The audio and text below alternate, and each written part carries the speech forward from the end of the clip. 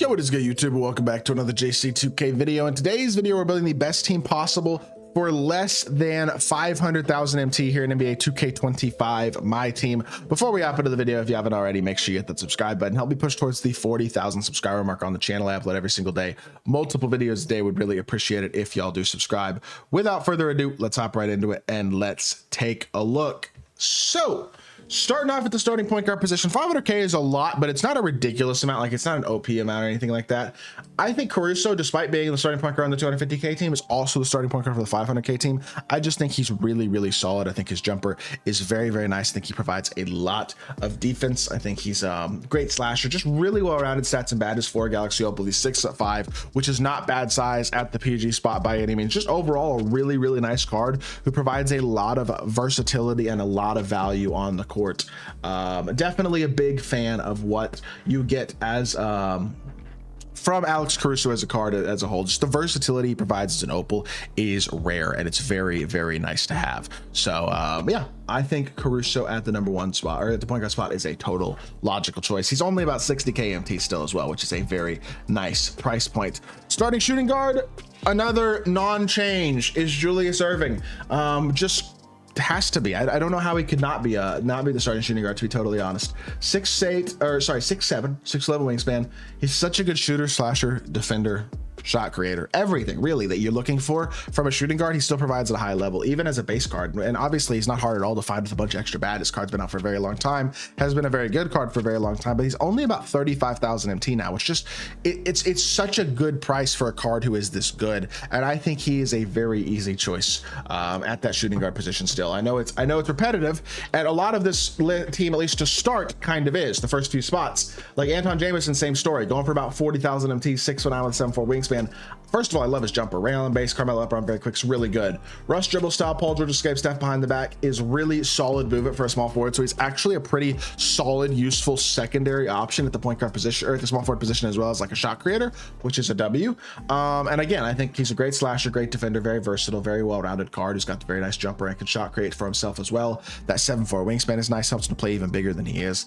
As a whole, he's just a card I like a lot. And I think Anton Jameson at the number, at the small forward position on this team makes a lot of sense. Dino Raja, power forward position. Like I said, one more player who is a repetition, or is a repetitive player from the 250,000 MT squad builder. It starts off the exact same at those first four positions, and Dino is going to be about 45 to 48,000 MT. Still really, really good, very affordable, very, very versatile. I love his jump shot first and foremost. Honestly, that's the first thing I really like about the card. Donovan Mitchell, this is good. PJ Tucker upper is great, with a really, really nice dribble style is rush dribble style, which is nice. Good player build, great finisher, super versatile defender, good rebounder, just a really good card. I think he can compete at a very high level against a lot of extremely versatile high level cards. I think he's great, and I think he is he has to be in the starting lineup here. And then at the center position, Victor Wembanyama. He's finally cheap enough where he can make a team like this. Pink Diamond Wemby, I understand the speed is on the lower end at this point at only a 79. That's not ideal, but the jumper is still uncontestable. The release is, just awesome in general. The 90 standing dunk is dominant. The defense is phenomenal. He is not hard at all to buy for about 120 to 130,000 MT base at this point. My recommendation is you got about almost 200K MT in budget with this card. After you take out the rest of this team, the rest of the team is right at about 300,000 MT. So in my personal opinion, I think you kind of have to have Wemby badged up if possible, and you have about 200,000 MT to do that. I think it is definitely attainable to get him for a decently affordable price at that. And for me personally, I think he is the perfect starting center for this team. This becomes a really, really great team with Victor Wembanyama at the starting center position. Moving to your bench point guard, surprisingly again, Dyson Daniels.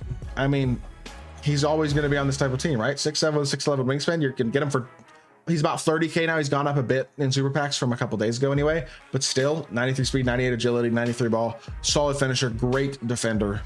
Jumper super nice, defense is elite. That to me is enough value for him to be a very, very high level, very, very solid card. And yeah, I think he does deserve to be ranked pretty well on this list, to be totally honest. I think he's a very, very solid card. And yeah, I like him a lot. I think Dyson is a very, very nice option. Backup shooting guard is going to be, who do I have backup shooting guard? I'm trying to remember. Oh, Omar Caspi. A lot of mainstays from the 250K team, to be honest, because they're just really good value cards. Like Omar Caspi, 6K. That's great value for a 6K card. It just is. You know what I mean? I have no issues whatsoever with it. 89 speed, 89 agility, 87 3 or 97 3 ball with an amazing tough to contest jump shot, and he's 6'9" shooting guard. So again, he provides a lot of versatility and a lot of value as an overall card. I think he's really, really good, and I think he provides a ton of versatility, a ton of skill. I really like the card, and he's tough to contest too. That's the thing. Him and the small forward Michael Beasley provide a really tough to contest, just versatile, high level shot creating duo.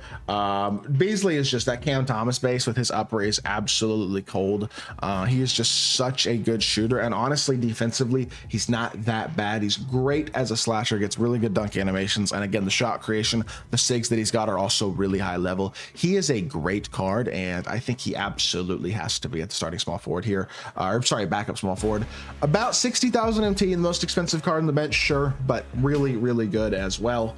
Backup power forward, another mainstay, Khalil Ware, 7-footer, versatile defender, 89 speed, just well-rounded all the way around. He's a great athlete. His jumper is money, offset shot, great rebounder, just gives you the size, versatility, and skill all the way around that you're looking for at the power forward position. He's very similar to some of your dark matter bigs, guys like Jaren Jackson Jr., Akeem Olajuwon, Joel Embiid, etc., and he does that while being about 15,000 MT. I think he's an amazing, amazing card to have at your backup power forward position, and at your backup center position is yet another mainstay to this type of squad in Eddie Curry at 7 foot with a 7'7" wingspan. That wingspan is phenomenal. He reminds me a lot of like a budget Shaq in that he is a very, very great finisher, and he has a very big, bulky, versatile player build. Looks kind of like Shaq out there. That 285-pound, lanky, bulky player build, long arms, good height, all that type of stuff, and he's got the dominant finishing. He's got good speed. He's got a very fast, very smooth jumper. Definitely a really nice release. Excuse me. As a whole, Eddie Curry's great, and he's only about 7,000 MT. So again, he finishes off this team really well. So like I said, the rest of the squad besides Wemby costs right at about 300,000 MT. Wemby himself is not 200K, but I think if you can get a badged up one that's closer to 200K with some extra hoffs, maybe even some extra legends, things like that, it's the perfect way to finish out this team and give you a really good squad. And yes, I know besides Beasley and Wemby, there aren't a lot of changes from the 250,000 MT team, but again, I think adding a centerpiece card like Wemby that can compete with the best is a really valuable thing, and Beasley provides that shot creation off the bench.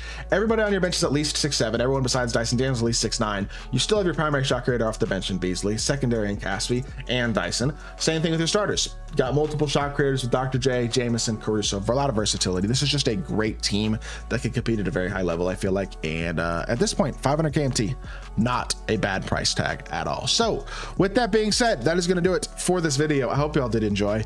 If you did, make sure you hit that like button, leave a comment, and subscribe. I'll be back with more 2K content very, very soon. I appreciate y'all. Peace.